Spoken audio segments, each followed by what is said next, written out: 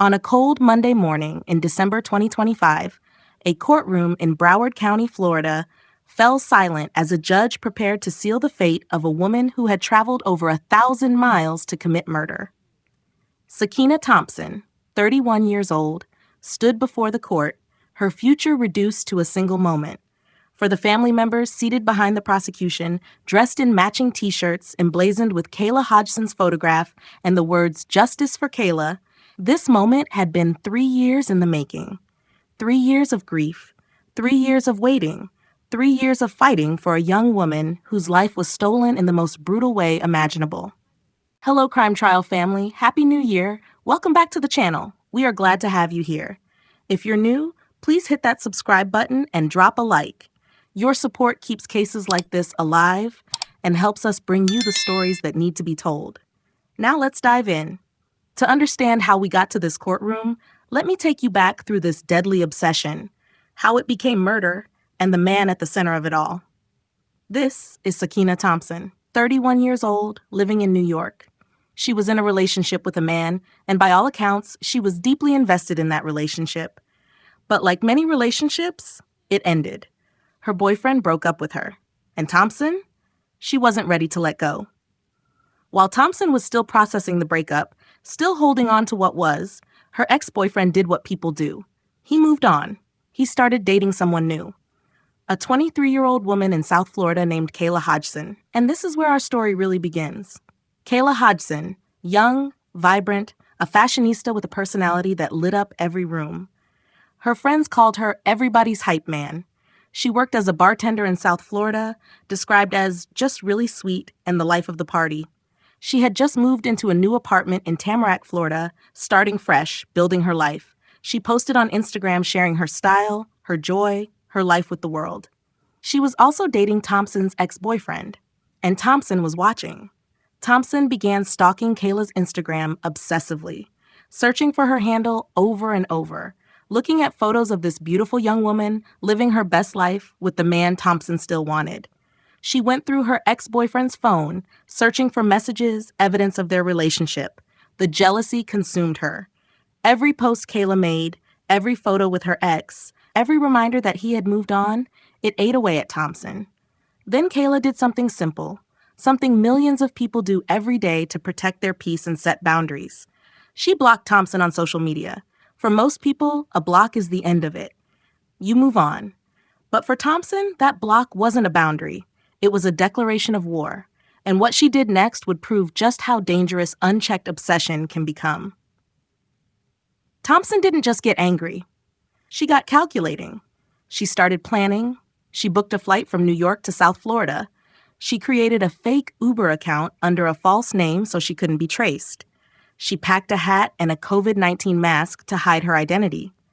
According to prosecutors, Thompson flew to Florida days before the murder with one clear purpose: to confront Kayla Hodgson. But the evidence would show it was something far more sinister. She came to kill her. July 13th, 2022, 4 a.m. The sun hadn't risen in Tamarac. Most residents of the apartment complex were still asleep. Thompson, disguised in her hat and mask, stepped out of an Uber and made her way to one specific apartment, Kayla's apartment. She knocked on the door. Kayla opened it. Maybe she thought they could talk. Maybe she wanted to clear the air. We'll never know what went through her mind in those final moments. But she let Thompson inside. What happened next was absolute brutality. Kayla was stabbed multiple times. The attack was vicious, sustained, personal. The medical examiner would later confirm multiple stab wounds across her body, including a fatal slash across her neck. This wasn't a quick act of violence. This was rage unleashed. After the killing, Thompson didn't call for help. She didn't show any remorse. Instead, she changed into Kayla's clothes. She walked through the blood, attempted to clean up portions of the crime scene, and threw evidence in the trash. Then she calmly used the same fake Uber account to return to her hotel. Hours later, she caught a flight back to New York, probably thinking she'd gotten away with it. But she hadn't. Later that afternoon, around 3 p.m., someone discovered Kayla's body in her apartment. When first responders arrived, the scene was devastating.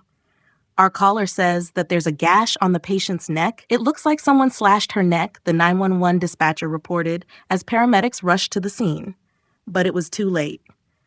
Broward Sheriff's deputies pronounced 23-year-old Kayla Hodgson dead at the scene. Pause for a second. We've got a woman who flew over 1,000 miles because she was blocked on Instagram. What do you think drove Thompson to this extreme? Was it pure jealousy, obsession, or something else entirely? Drop your thoughts in the comments. And if you haven't subscribed yet, please do. Hit that button so you don't miss what comes next. The Broward Sheriff's Office immediately launched a full homicide investigation. The community was shaken. Kayla's friends and family were in absolute anguish, desperate for answers. The unknown is driving us crazy, her friend Brianna told reporters. We don't know who did this. We don't know why. But investigators were working fast, and the evidence was piling up. Detectives discovered the fake Uber account Thompson had created. They pulled flight records showing she had flown from New York to Fort Lauderdale just days before the murder.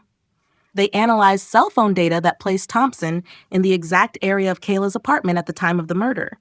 They combed through the crime scene, collecting forensic evidence, blood patterns, fingerprints, DNA. But the most damning evidence? Thompson's own digital footprint. She had been obsessively searching for Kayla's Instagram handle over and over. Her ex-boyfriend's phone showed evidence of Thompson going through his messages, tracking his relationship with Kayla. The prosecution would later present body cam footage from the crime scene, autopsy images showing the brutality of the attack, and cell phone records that painted a complete picture of premeditation. Every piece of evidence pointed to one person, Sakiyna Thompson. On July 25, 2022, just 12 days after the murder, the Broward Sheriff's Office obtained an arrest warrant. On August 3, 2022, New York City police arrested Thompson in Springfield Gardens, Queens.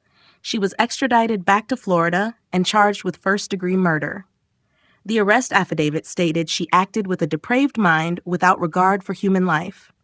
Thompson was pregnant at the time of her arrest. That detail would become the centerpiece of her defense.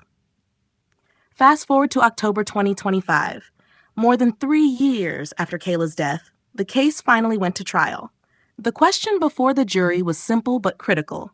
Was this cold-blooded, premeditated murder, or was it self-defense?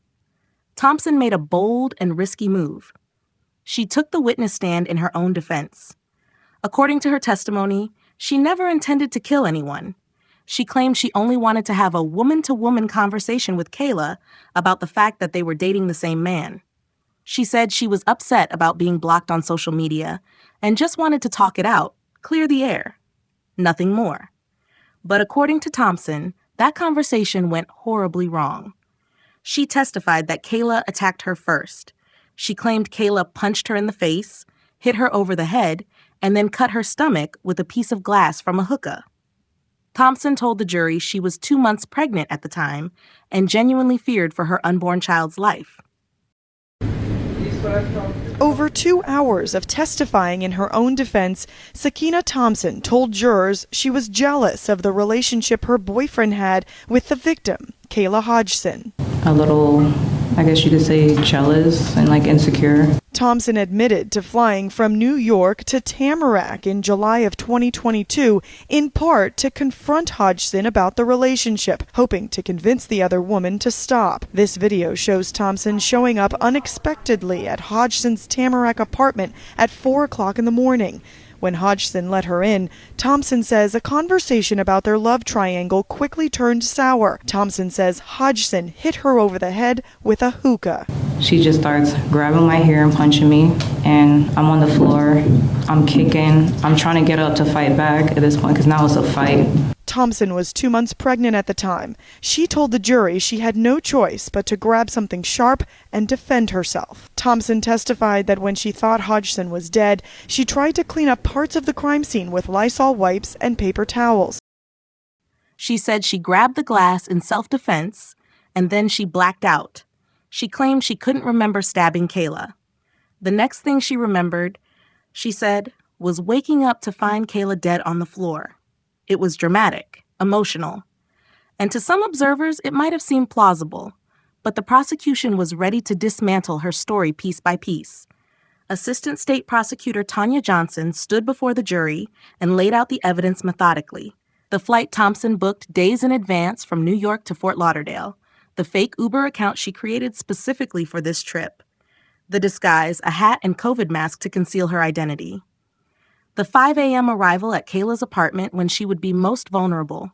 Johnson presented body cam footage from the crime scene, autopsy images showing dozens of stab wounds across Kayla's body, flight records, cell phone data, the digital trail of Thompson's obsessive stalking. Every single piece of evidence pointed to premeditation. Johnson reminded the jury of one undeniable truth.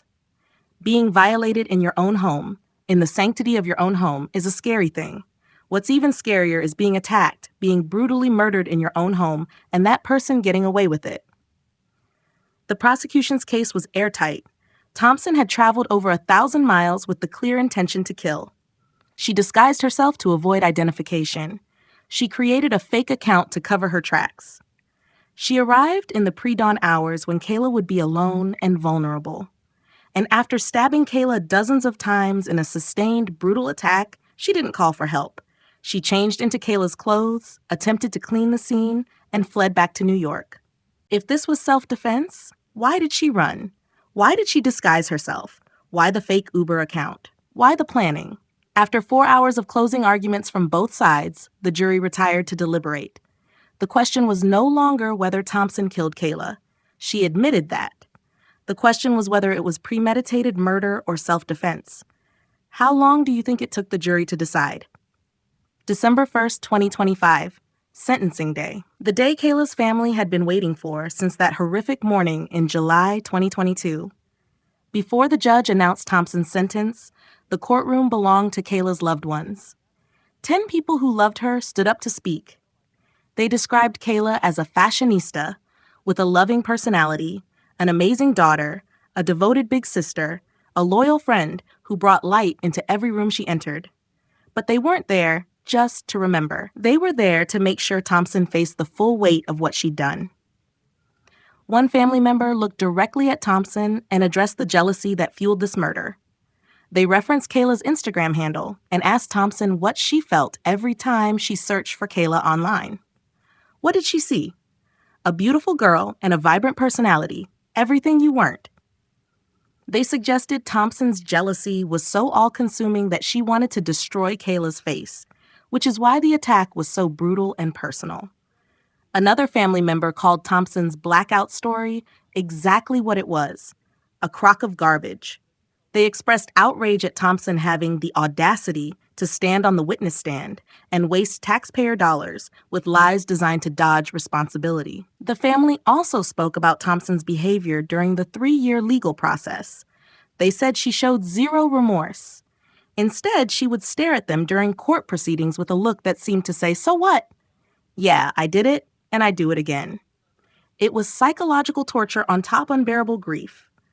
By the time the victim impact statements concluded, the weight of the loss was palpable. Then the judge spoke. He called the killing heinous. He emphasized that Thompson had deliberately tracked down, showed up, and killed Kayla in the sanctity of her own home. There was no mercy in his words because there had been no mercy in Thompson's actions. The sentence: life in prison without the possibility of parole. Sakiyna Thompson will spend every single remaining day of her life behind bars. She will never walk free. She will never see the world outside prison walls again. She will grow old and die in a cell, forever separated from society. After the sentencing, Kayla's family spoke to reporters. Their emotions a mix of relief, grief, and exhaustion. Kayla's mother thanked law enforcement and the prosecution team for restoring her belief in the justice system and for ensuring justice was served. And what about the ex-boyfriend at the center of this tragedy? The man for whom Thompson threw her entire life away?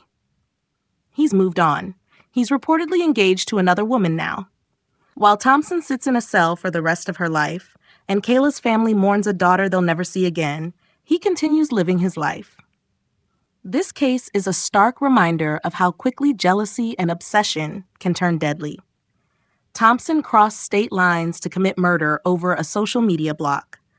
The premeditation is what makes this so chilling. She had time to think, to plan, to reconsider. She could have turned back when she booked the flight, when she landed in Florida, when she got in that Uber, when she stood outside Kayla's door. But she didn't. Kayla Hodgson was just living her life. She was 23 years old, working as a bartender, enjoying her youth, building her future. She blocked someone on Instagram to protect her peace and set a boundary. That should have been the end of it. But for Sakiyna Thompson, it was the beginning of an obsession that would cost Kayla her life and cost Thompson her freedom forever. As of today, 1st January 2026, Sakiyna Thompson is serving her life sentence without the possibility of parole in a Florida prison. Justice has been served, but no sentence can bring Kayla back or heal the permanent wound left in her family's hearts. What do you think about this case? Drop your thoughts in the comments below. And please subscribe to this channel, hit that like button, and share this video. Cases like Kayla's need to be told, remembered, and learned from. Thank you for watching, Crime Trial family. I'll see you in the next one.